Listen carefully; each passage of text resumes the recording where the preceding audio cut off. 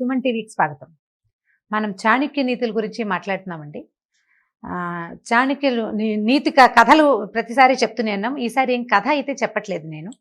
ఇది ఏంటంటే చిత్రమైన విషయం. మామూలుగా మనకు తెలుగులో భలే మంచి మంచి సామెతలు ఉన్నాయండి. నోరు మంచిదైతే ఊరు మంచిదవుతుంది అని చెప్తుంటారు పెద్దవాళ్ళు. నోరు మంచిదైతే ఊరు మంచిది ఎలా అవుతుంది అంటే, మనం చక్కగా మాట్లాడితే ఊళ్ళో ఉన్నవాళ్ళు, మన చుట్టుపక్కల ఉన్నవాళ్ళు, అయ్యో పాపం వీడు మృదుభాషి, వీడు మంచివాడు, చక్కగా మాట్లాడతాడు అని మనకి ఏదైనా ప్రమాదం వచ్చినప్పుడు మన వెనకాల నుంచుంటారని, నోరు మంచిది చేసుకోరా నాయన, అప్పుడే ఊరు వాళ్ళంతా నీతో మంచిగా ఉంటారు అని చెప్పేవాళ్ళు.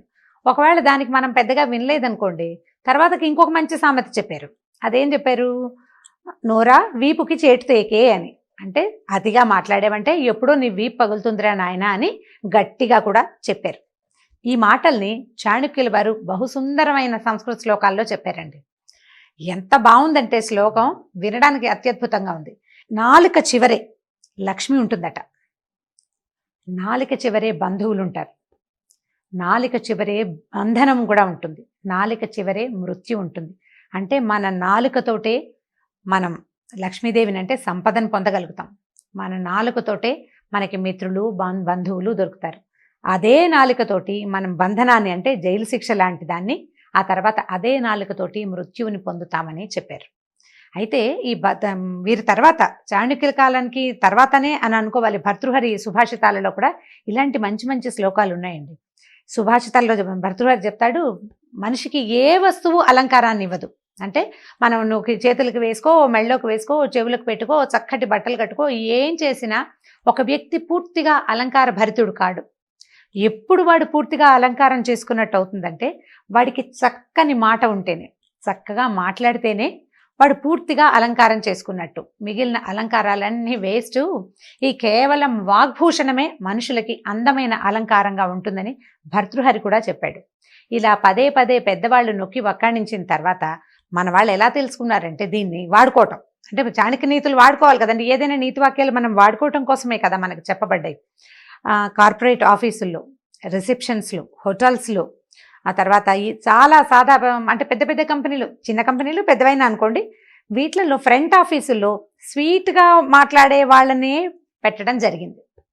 కొంతకాలంగా మనం ఒక చిన్న స్కూల్కి వెళ్ళినా కూడా బయట ఒక అమ్మాయి కూర్చుని ఉంటుంది, ఒక చిన్న డెస్క్ వేసుకుని, ఏం కావాలండి, ఎవరు కావాలండి, ఏం చేస్తారండి, మీ పిల్లల్ని స్కూల్లో చేరుస్తారండి అని మృదువుగా మాట్లాడుతుంది. సరే, ప్రశ్నకి సమాధానం చెప్తుంది అనుకోండి. ఒకవేళ వచ్చిన వాడు ఇంత ఫీజు తీసుకున్నారు, మా పిల్లాడికి మార్కులు రాలేదు అని పోట్లాడినా కూడా అదే నవ్వు మొహంతో ఏం కావాలండి అని అడిగినట్టుగానే, అలాగండి, అయ్యో పాపం అండి, ప్రిన్సిపల్స్తో మాట్లాడిస్తానండి అని ముద్దుగానే చెప్తుంది, స్వీట్గా. ఈ స్వీట్గా మాట్లాడితే అవతల వాళ్ళని ఐస్ చేయొచ్చు అనే సంగతిని మనకి చాణక్యుల వారే తెలియజేశారు. మామూలుగా వ్యాపార సూత్రాలన్నీ చాణక్యుడి దగ్గరే నేర్చుకున్నాం మనం. భారతదేశం అంతా కూడా ఎక్కడి నుంచి మొదలుపెట్టినా చివరికి చాణక్యుడి దగ్గర తేల్తాం. అంటే ఆఫీస్లో ఎలా ఉండాలి, బిజినెస్లో ఎలా ఉండాలి, ఎవరితోటి ఎలా మాట్లాడాలి, వీటన్నిటికీ మూల సూత్రము చాణక్యుడి దగ్గరే ఉంది. కార్పొరేట్ చాణక్య అనే ఒక బుక్లోనండి ఫ్రంట్ ఆఫీస్లో ఎవరిని పెట్టాలి, ఎలాంటి మృదుభాషిత్వం ఉన్న వాళ్ళని పెట్టాలి అనే దాని మీద ఒక ఫుల్ కాలం రాయబడి ఉంది.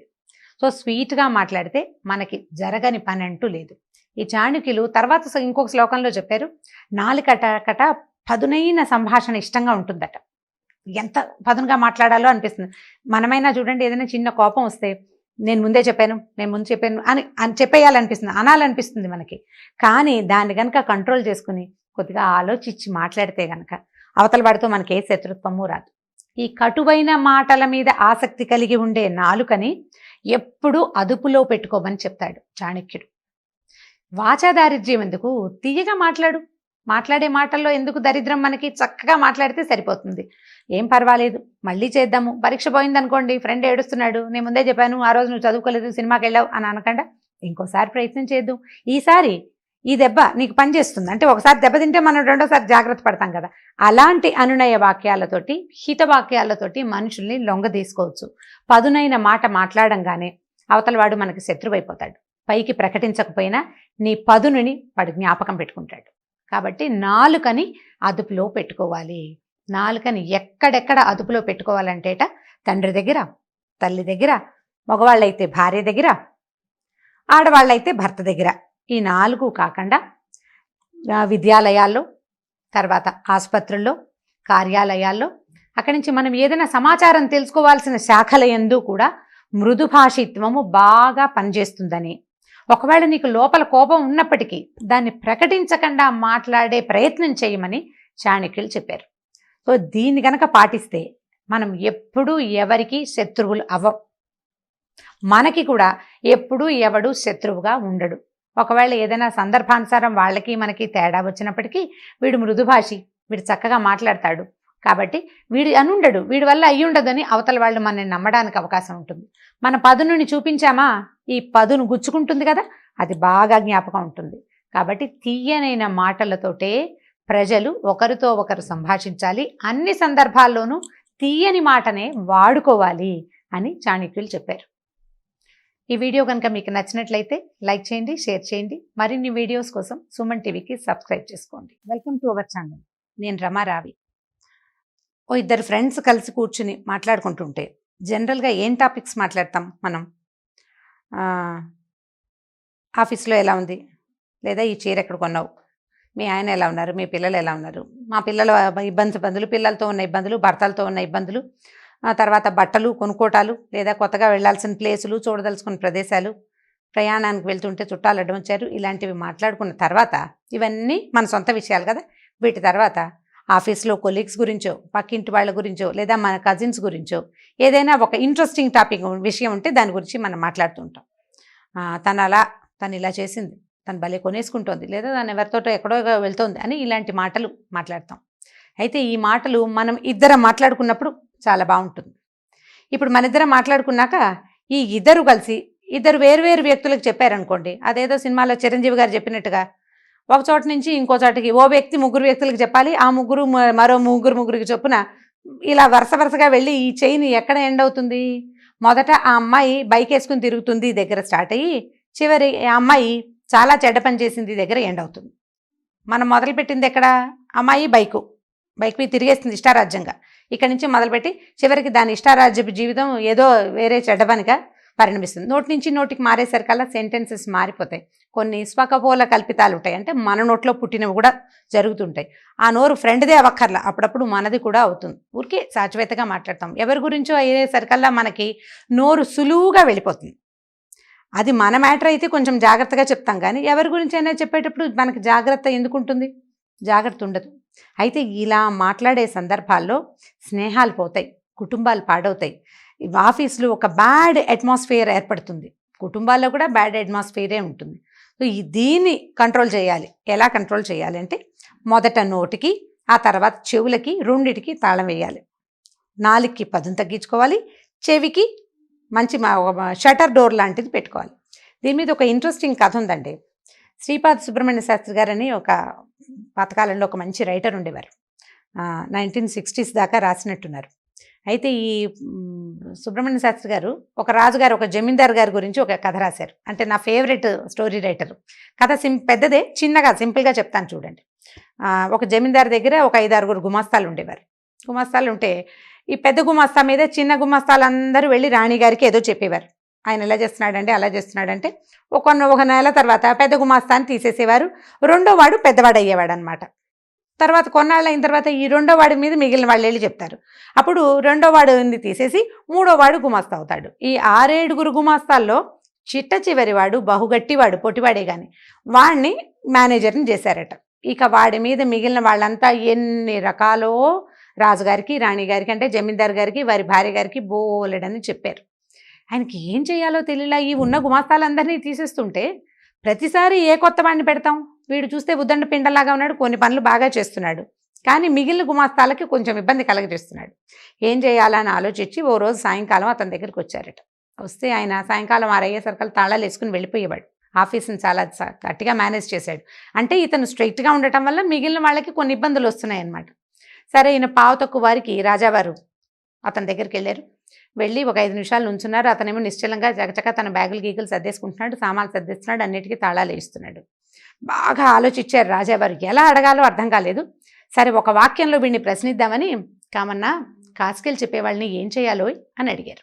అంటే ఏంటంటే చెవులు నింపేవాళ్ళని, చెడ్డ మాటలు, ఇక్కడ ఇతని మీద వేరే మాటలు పుట్టించేవాడిని ఏం చేయాలి? కాసికలు అంటే ఇలా చెడ్డ మాటలండి. ఇది పాత భాష కదా, 60కి ముందు రాయబడిన భాష. ఈ కామన్న సింపుల్గా ఏం చెప్పాడంటే, ఏముంది బాబు, వినేవాడి చెవులు తెగ్గొస్తే సరి అని చెప్పాడు.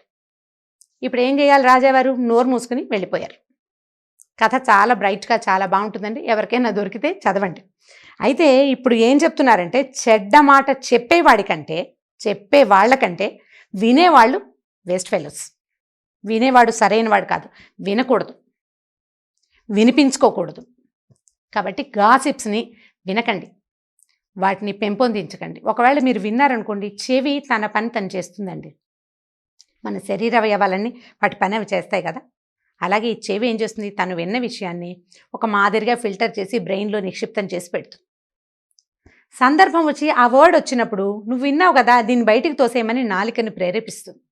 నాలిక వదిలేస్తుంది బయటికి. అప్పుడు నాలిక దాని సొంత పని దానికి వచ్చు కదా, ఆ వచ్చిన ప్రకారం ఒక 2 ఎక్స్ట్రా సెంటెన్సెస్ని యాడ్ చేస్తుంది. ఇప్పుడు ఇంకోటి చెవి కనుక ఈ సెంటెన్సెస్ని విందనుకోండి, అప్పుడు కూడా వాడి చెవి మాత్రం ఊరుకుంటుందా? మన చెవి పని చేస్తే ఆ పక్క వాళ్ళ చెవి ఎందుకు ఊరుకుంటుంది? దాని పని అది చేస్తుంది. మళ్ళీ వాళ్ళ నాలుక కూడా దాని పని అది చేస్తుంది. కాబట్టి ఈ చెవులు నింపే ప్రోగ్రాంలోకి వెళ్ళకండి. ఎప్పుడైతే చెవిని కట్టేసుకుంటామో అప్పుడు మనకి నాలుక కూడా కట్టుబడి ఉంటుంది, కంట్రోల్లో ఉంటుంది. హుందా అయిన ప్రవర్తన మీ సొంతం అవుతుంది. ఎక్కువ మాట్లాడద్దు, ఎక్కువ వినద్దు. ఒకవేళ విన్నా దాన్ని బాగా ఫిల్టర్ చేయటాన్ని ప్రాక్టీస్ చేయండి. ఇంత జరిగి ఉండదు, వీళ్ళు ఇది చెప్తున్నారు కానీ ఇలాంటిది ఏదో 1-2 ముక్కలు జరుగుంటాయి అని కనుక మీరు బ్రెయిన్కి ఫీడ్ చేశారంటే, అంటే మీరు నమ్మకండా ఉంటే అన్నమాట. అప్పుడు మీ చెవులు ప్రేరేపించవు బ్రెయిన్ని, నువ్వు విన్నావు ఇది చెప్పు అని చెప్పవు. అప్పుడు నాలుక కూడా మామూలుగా పనిచేస్తుంది, దాని గురించి ఏం పెద్ద పట్టించుకోదు. కాబట్టి చెవులని ఎలా ప్రేరేపించాలి, అవి అక్కడి నుంచి బ్రెయిన్లోకి ఎలా వెళ్ళాలి, అక్కడి నుంచి నాలుక మీదకి ఎలా రావాలి అనేది కనుక వన్స్ ప్రాక్టీస్ చేస్తే మన తాలూకు జనరల్ హ్యూమన్ డీలింగ్స్ చాలా ఎక్సలెంట్గా ఉంటాయండి, చాలా అద్భుతంగా ఉంటుంది. ఒకసారి ప్రాక్టీస్ చేసి చూడండి దీని మీద. వినద్దు, విన్నదాన్ని ఫిల్టర్ చేయండి. ఫిల్టర్ చేసిన తర్వాత దాన్ని పూర్తిగా నమ్మాలా వద్దా అని డిసైడ్ చేసుకోండి. ఆ తర్వాతే మాట్లాడండి. ఇది మన లైఫ్కి ఎంత మటుకు ఉపయోగపడుతుంది అనేది మీలో మీరే కనుక ఎవరికి వాళ్ళు, స్త్రీ పురుషులు అందరూ, ఆడవాళ్ళు మగవాళ్ళు కూడా ఆలోచించుకుంటే మీ తరహా కొంత మారుతుంది, మన పర్సనాలిటీ మారిపోతుంది. దానివల్ల మన పిల్లలు, మన చుట్టుపక్కల ఉండే ప్రపంచం కూడా మారటానికి అవకాశం ఉంది. సో ఒక హెల్దీ వాతావరణాన్ని సృష్టించుకోవాలంటే మొదట చెవులు, ఆ తర్వాత నాలుకని బంధించడాన్ని ప్రాక్టీస్ చేయండి. ఈ వీడియో కనుక మీకు నచ్చినట్లయితే లైక్ చేయండి, షేర్ చేయండి. మరిన్ని వీడియోస్ కోసం సుమన్ టీవీ లైవ్కి సబ్స్క్రైబ్ చేసుకోండి. Welcome to our channel. నేను రమా రావి.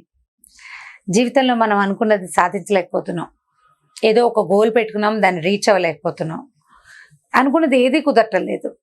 దాని పర్యవసానం ఏమవుతుంది, మనం నిరాశ నిస్పృహలకి లోనవుతూ ఉంటాం, దిగులు పడతాం, స్నేహ సంబంధాలు చెడగొట్టుకుంటాం, ఫ్యామిలీతో సంబంధ బాంధవ్యాలు తగ్గిపోతాయి, వాళ్ళు ఎవరో హెల్ప్ చేయట్లేదు, సపోర్ట్ చేయట్లేదు అలా అనిపిస్తుంది. ప్రతి వాళ్ళు మన మీదే కక్ష కట్టారనే భావన కూడా కలుగుతూ ఉంటుంది. ఇంకొకసారి అయితే ఒక్కొక్కసారి మనకి ప్రపంచమే మనకి ఎదురు తిరిగిందని కూడా అనిపిస్తుంది. దీనికి కారణం ఏమిటి, ఎందుకు మనం సక్సెస్ అవ్వలేకపోతాం? సక్సెస్ కాలేకపోవడానికి చాలా కారణాలు ఉంటాయండి.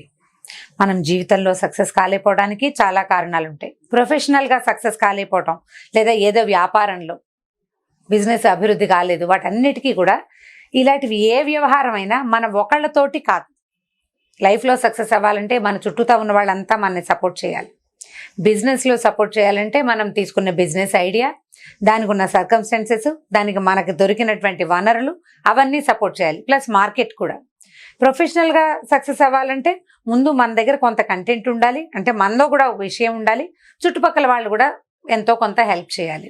ఇప్పుడు మనం గనక సజావుగా ఉంటే, అంటే సరైన ప్లానింగ్, సరైన ఫోకస్, మనం ఏది చేయగలమో ఆ ఎబిలిటీని సరిగ్గా బయటికి చూపించగలిగే విషయం కనుక మన దగ్గర ఉంటే మిగిలినవి ఎంతో కొంత హెల్ప్ చేస్తాయి.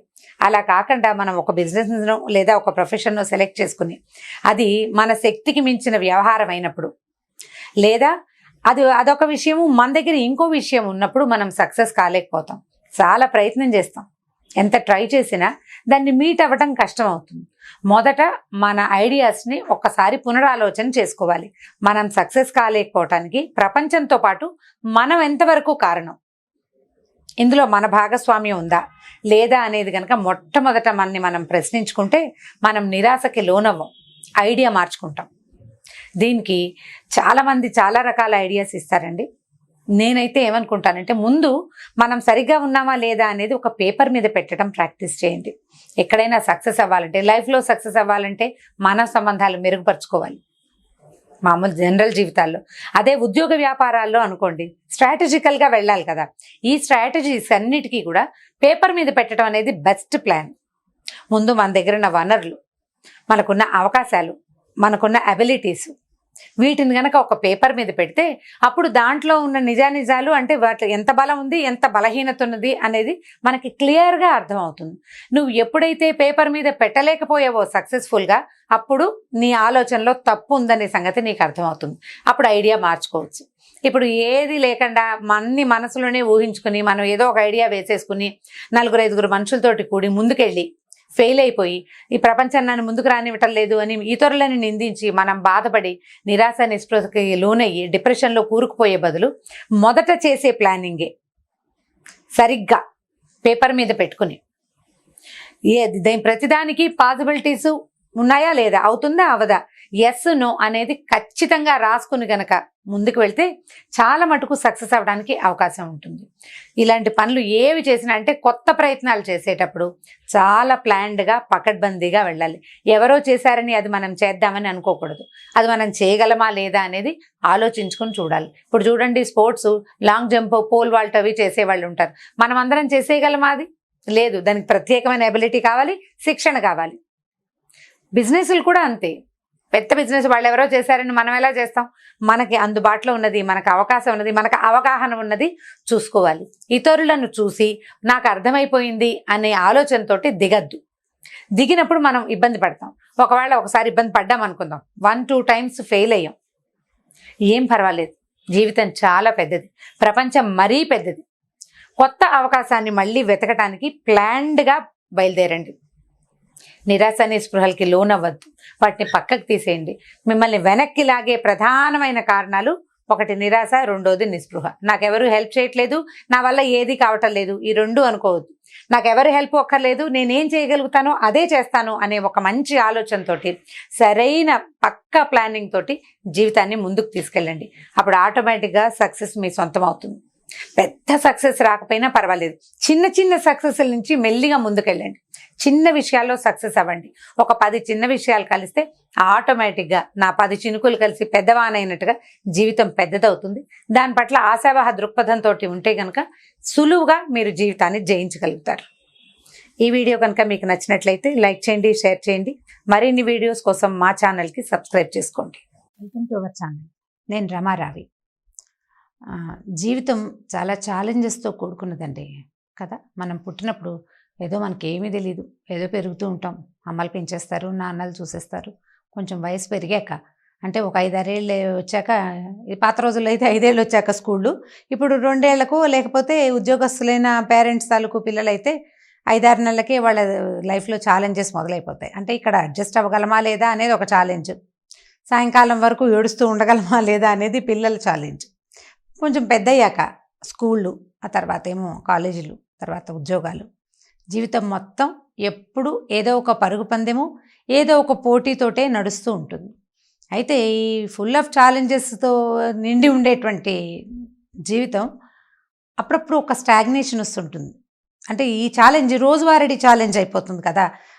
టైంకి మనం ఆఫీస్కి చేరగలమా, టైంకి కాలేజ్కి చేరగలమా లేదా సాయంకాలం ఇన్ టైం ఇంటికి చేరగలమా, పిల్లలు వచ్చే లోపల సరిగా వచ్చేయగలమా, ఇవన్నీ మన రెగ్యులర్ ఛాలెంజెస్ కదా. అయితే ఈ రెగ్యులర్ ఛాలెంజ్ని బీట్ చేయడం సహజంగా న్యాచురల్గా జరిగిపోయేది. అయితే ప్రత్యేకమైన ఛాలెంజెస్ తీసుకోవటం ఎట్లా? ప్రత్యేకమైన ఛాలెంజ్ అంటే చిరంజీవి గారి లాగా 100 రూపాయలు తీసుకెళ్ళి 5 లక్షలు చేయటం అని కాదు. మనం చేయలేము అని అనుకునే పనులని చెయ్యడానికి ప్రయత్నం చేస్తూ ఉంటే మన జీవితం యాక్టివ్గా అవుతుందండి. అంటే జీవితాన్ని యాక్టివ్గా ఉంచుకోవటం అవసరమే కదా. ఇదివరకట్లాగా మనం గుంపులో ఉండటం లేదు, ఒక్కొక్కళ్ళము, ఇద్దరిద్దరము, ముగ్గురమే ఉంటున్నాం. సో 1, 2, 3 ఉండేటప్పుడు ఏదో ఒక టఫ్ టాస్క్ ఉండి దాని మీద పనిచేస్తుంటే కొంచెము బోర్డమ్ తగ్గుతుంది, ధైర్యంగా ఉంటుంది, యాక్టివ్గా ఉంటాం. సో రెగ్యులర్ ఛాలెంజెస్ ఎట్లా తీసుకోవాలి? మనం పొద్దున్నే లేవలేం, కొంచెం లేటుగా లేస్తాం. ప్రయత్నపూర్వకంగా 6ంటికి నేను లేవగలనా లేదా అనేది ఒక ఛాలెంజ్. ఇది మనకు ఉపయోగపడుతుంది కదా. ఒకవేళ మనం 6ంటికి వెళ్ళేస్తే ఇంకొక అరగంట టైం మిగులుతుంది. యోగా చేసుకోవచ్చు, ఎక్సర్సైజ్ చేసుకోవచ్చు, వాకింగ్ చేయొచ్చు, అలవాటు ఉన్న వాళ్ళు ఆయిల్ పుల్లింగ్ కంఫర్టబుల్గా చేసుకోవచ్చు. సో ఇలాంటివి ఏదైనా చేయొచ్చు. ఇలాంటి ఛాలెంజెస్ని తీసుకోవడానికి ప్రయత్నం చేయండి. అన్ని ఏజ్ల వాళ్ళకి పనికొస్తుందండి ఇది. మనం ఏవేవి చేయలేము అనే దాన్ని ముందు ఒక లిస్ట్ క్రియేట్ చేద్దాం. ఎలా, నేను లేట్గా లేవటము, అర్లీగా స్నానం చేయటము, లేట్గా అంటే అర్లీగా లేవడము, అర్లీగా స్నానం చేయటము, అల్మర్లో బట్టలు కదలకుండా జాగ్రత్తగా ఒక డ్రెస్ని బయటికి తీసుకోవటము, సాయంకాలం మడిచిన బట్టల్ని ఇమీడియట్గా సర్దేయటము, ఇలాంటివి. అవి తేలిగ్గా మనం చేయగలిగేవే, రోజు మనం చేయడానికి బద్ధకించేవి. సో ఈ బద్ధకాలని బీట్ చేయడానికి ఒక్కొక్క ఛాలెంజ్ పెట్టుకోవటం. నేనైతే ఎవ్రీ ఇయర్ జనవరి 1 అందరూ పండగ చేసుకుంటారు. మన పండగ అయితే ఏదో లేని పార్టీస్ చేసుకుంటాం కదా. ఏదో చిన్న పొన్న పార్టీలు, నలుగురం కలిసి ఏదో చోట ఎంజాయ్ చేస్తాం, టీవీ చూస్తాం, కబుర్లు చెప్పుకుంటాం. ఓపుకున్న వాళ్ళు అంటే సరదా ఉన్న వాళ్ళు కేకులు అవి కట్ చేస్తారు. మిగిలిన వాళ్ళు రకరకాల పెద్ద రకపు సరదాలు ఉన్నవాళ్ళు వాళ్ళ సరదా వాళ్ళు పడతారనుకోండి. నేను every year new year resolution ఏదో ఒకటి పెట్టుకుంటూ ఉంటాను. అందరినీ అడుగుతాను, ఏరా ఏంటి ఈసారి న్యూ ఇయర్ రిజల్యూషన్ ఏం తీసుకున్నారు అని. అయితే కొంతమంది చెప్తారు, కొంతమంది ఏమో 1 నెల చేసాం తర్వాత చేయలేకపోయామని చెప్తారు. నేను మ్యాక్సిమం చేయడానికి ట్రై చేస్తానండి. ప్రతిసారి సక్సెస్ అవుతానంటే 80% కనీసం అంత మటుకైనా అవుతాం కదా. సో ఈ ఎవ్రీ ఇయర్ తీసుకునే ఛాలెంజెస్ని ఎవ్రీ మంత్కి ఒక ఛాలెంజ్ చొప్పున తీసుకోవచ్చు. అది కూడా మంచి ప్లాన్ చూడండి. ఈ నెలలో ఇప్పుడు మార్చ్ కదా, సో ఏప్రిల్ 1 అనుకుందాం. ఏప్రిల్ 1న మనం రెగ్యులర్గా చేయలేకపోయి ఇది చేయట్లేదు, దానివల్ల మనకు ఇబ్బంది అవుతుంది అని అనుకుంటున్న లిస్టులో నుంచి ఒక పనిని పైకి తీయండి. ఏప్రిల్ అంతా ట్రై చేయండి దాన్ని చేయటం కోసం. ఏప్రిల్ అయిపోయాక మే 1 వస్తుంది, అప్పుడు ఇంకొక కొత్తది తీయండి. ఇప్పుడు ఇది తీసిన దాన్ని వదిలేయాలా అంటే వదిలేయకూడదండి. మామూలుగా ఏ పనినైనా మనం 21 సార్లు చేస్తే అది మనకి హ్యాబిట్ అయిపోతుందట, మన బ్రెయిన్ దానికి అలవాటు పడుతుంది. ఇది సైన్స్ ప్రూవ్ చేసిన విషయమే. సో ఈ ఏప్రిల్ నెలంతా బలవంతంగా అయినా ఆ పనిని కనుక రెగ్యులర్గా చేయడానికి ట్రై చేస్తే తర్వాత కనీసం 70% మనం ఆ పని చేయడానికి అలవాటు పడతాం. సో మన రెగ్యులర్ జీవితంలో కొంత క్రమశిక్షణ ఏర్పడుతుంది. సో క్రమశిక్షణ కావాలి అంటే మనకి ఛాలెంజెస్ కావాలి. ఏ ఛాలెంజ్ని ఎవరెవరు తీసుకోగలుగుతారో ఆలోచించి చూడండి. అంటే కొంతమంది ఉంటారు, అంటే నేను కూడా ఆ బంగారు తల్లుల లిస్టులో లేననుకోండి, చక్కగా ఒకటే టైంకి లేవటం, అర్లీగా బాగా 4 o'clockకే లేచేసేయటం, 4-5 రకాల పనులు చేసేయటం, తొందరగా స్నానం చేసేయటం, పొద్దున్నే పూజ చేసేసుకోవటం, ఇవన్నీ చేయగలిగే వాళ్ళకు కూడా కొన్ని చేయలేని టాస్కులు ఉంటాయి.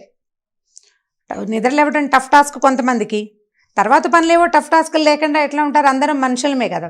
సో అంత చక్కటి బంగారు తల్లులు కూడా ఫలానా పని మేము ఇది టఫ్ టాస్క్ ఇది చేయటానికి ట్రై చేస్తాము అని కనుక ప్రయత్నం చేస్తే జీవితం లైవ్లీగా ఉంటుందండి, చాలా సరదాగా ఉంటుంది. అంటే మొదటి పెట్టిన రోజునే చెప్పబోకండి, రెండో రోజున మీరు చేయకపోతే మిగిలిన వాళ్ళు మిమ్మల్ని ఎక్కిరించే అవకాశం ఉంటుంది.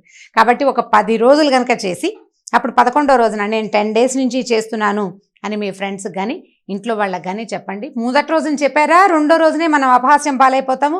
జనాలందరి దృష్టి మన మీదే ఉండటం వల్ల మనం ఆ పని సరిగ్గా చేయలేకపోతాం కూడా. కాబట్టి టఫ్ టాస్కుల్ని, మనం అసలు చేయలేని విషయాల్ని ఛాలెంజెస్గా తీసుకుని చేయడానికి ట్రై చేయండి. ఇందులో భాగం అండి, నేను ఇంతకుముందు చెప్పిన విషయమే, ఒకే మగ్గు నీళ్ళతోటి మొహం కడుక్కోవటం మన వల్ల అవుతుందా లేదా అదొకటి చూడొచ్చు. ఓకే, మంచినీళ్ళు కరెక్ట్గా రోజుకి 4 లీటర్ నీళ్ళు తాగాలంటే 4 లీటర్ల నీళ్ళని ఒక దాంట్లో నింపి పెట్టుకుని ఆ 4 liters ఆఫ్ వాటర్ని ఈ రోజుకి ఫినిష్ చేసుకోగలిగామా లేదా అనేది ఒక దైనందినమైన ఛాలెంజ్గా కనుక పెట్టుకుంటే హెల్త్ బ్రహ్మాండంగా ఇంప్రూవ్ అవుతుందండి. మన చూసి మన ఫ్రెండ్స్ కూడా కొంతమంది దాన్ని ఫాలో చేస్తారు. హెల్దీ థింగ్స్ని, బాగా ఉపయోగపడే థింగ్స్ని ఇలాంటి ఛాలెంజెస్ కోసం తీసుకోండి. లైఫ్ని ఛాలెంజింగ్గా తీసుకుంటూ ఉంటే చివరి దాకా, అంటే చాలా పెద్దవాళ్ళం అయ్యేదాకా కూడా మనం ఉత్సాహంగానే ఉంటాం. ఈ వీడియో కనుక మీకు నచ్చినట్లయితే లైక్ చేయండి, షేర్ చేయండి. మరిన్ని వీడియోస్ కోసం సుమన్ టీవీ లైవ్కి సబ్స్క్రైబ్ చేసుకోండి. సుమన్ టీవీకి స్వాగతం. మనం చాణక్య నీతుల గురించి మాట్లాడుతున్నామండి. చాణక్యులు నీతి కథలు ప్రతిసారి చెప్తూనే ఉన్నాం. ఈసారి ఏం కథ అయితే చెప్పట్లేదు నేను. ఇది ఏంటంటే చిత్రమైన విషయం. మామూలుగా మనకు తెలుగులో భలే మంచి మంచి సామెతలు ఉన్నాయండి. నోరు మంచిదైతే ఊరు మంచిది అవుతుంది అని చెప్తుంటారు పెద్దవాళ్ళు.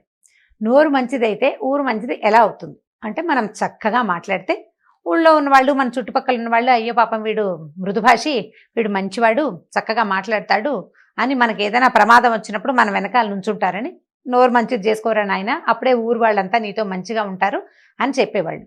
ఒకవేళ దానికి మనం పెద్దగా వినలేదనుకోండి, తర్వాతకి ఇంకొక మంచి సామెత చెప్పారు. అదేం చెప్పారు? నోరా వీపుకి చేటు తేకే అని. అంటే అతిగా మాట్లాడేవంటే ఎప్పుడో నీ వీపు పగులుతుందిరా నాయన అని గట్టిగా కూడా చెప్పారు. ఈ మాటల్ని చాణక్యుల వారు బహుసుందరమైన సంస్కృత శ్లోకాల్లో చెప్పారండి. ఎంత బాగుందంటే శ్లోకం వినడానికి అత్యద్భుతంగా ఉంది. నాలుక చివరే లక్ష్మి ఉంటుందట, నాలుక చివరే బంధువులు ఉంటారు, నాలుక చివరే బంధనం కూడా ఉంటుంది, నాలుక చివరే మృత్యు ఉంటుంది. అంటే మన నాలుకతోటే మనం లక్ష్మీదేవిని అంటే సంపదను పొందగలుగుతాం. మన నాలుకతోటే మనకి మిత్రులు బంధువులు దొరుకుతారు.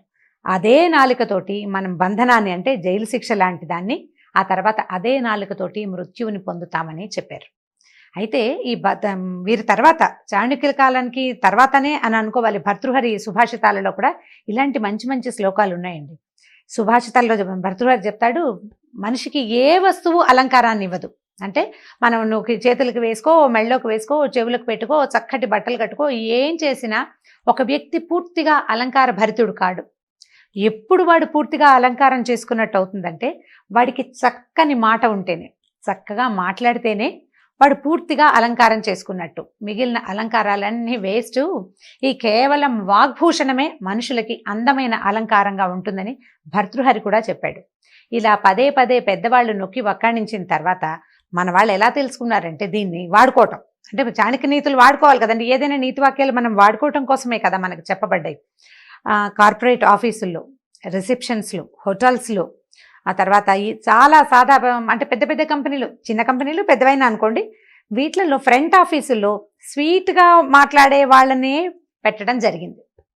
కొంతకాలంగా మనం ఒక చిన్న స్కూల్కి వెళ్ళినా కూడా బయట ఒక అమ్మాయి కూర్చుని ఉంటుంది, ఒక చిన్న డెస్క్ వేసుకుని, ఏం కావాలండి, ఎవరు కావాలండి, ఏం చేస్తారండి, మీ పిల్లల్ని స్కూల్లో చేరుస్తారండి అని మృదువుగా మాట్లాడుతుంది.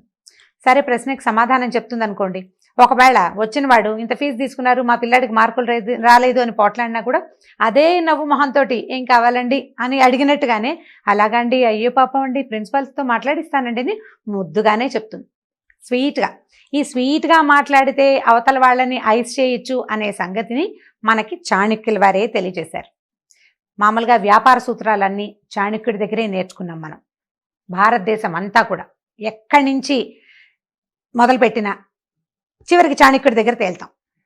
అంటే ఆఫీస్లో ఎలా ఉండాలి, బిజినెస్లో ఎలా ఉండాలి, ఎవరితోటి ఎలా మాట్లాడాలి, వీటన్నిటికీ మూల సూత్రము చాణక్యుడి దగ్గరే ఉంది.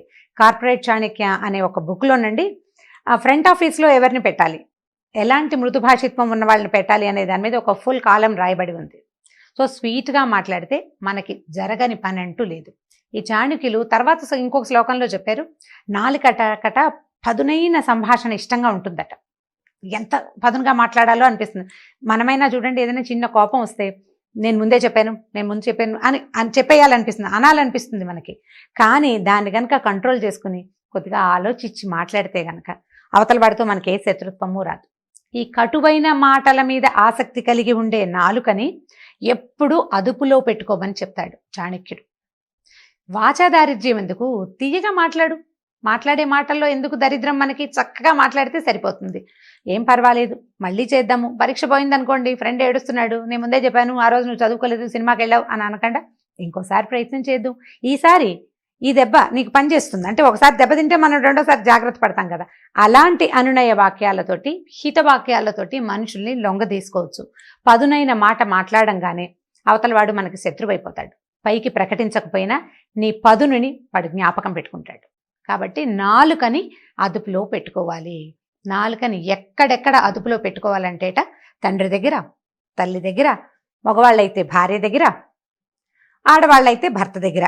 ఈ 4 కాకుండా విద్యాలయాల్లో, తర్వాత ఆసుపత్రుల్లో, కార్యాలయాల్లో, అక్కడి నుంచి మనం ఏదైనా సమాచారం తెలుసుకోవాల్సిన శాఖల యందు కూడా మృదుభాషిత్వము బాగా పనిచేస్తుందని, ఒకవేళ నీకు లోపల కోపం ఉన్నప్పటికీ దాన్ని ప్రకటించకుండా మాట్లాడే ప్రయత్నం చేయమని చాణక్యులు చెప్పారు.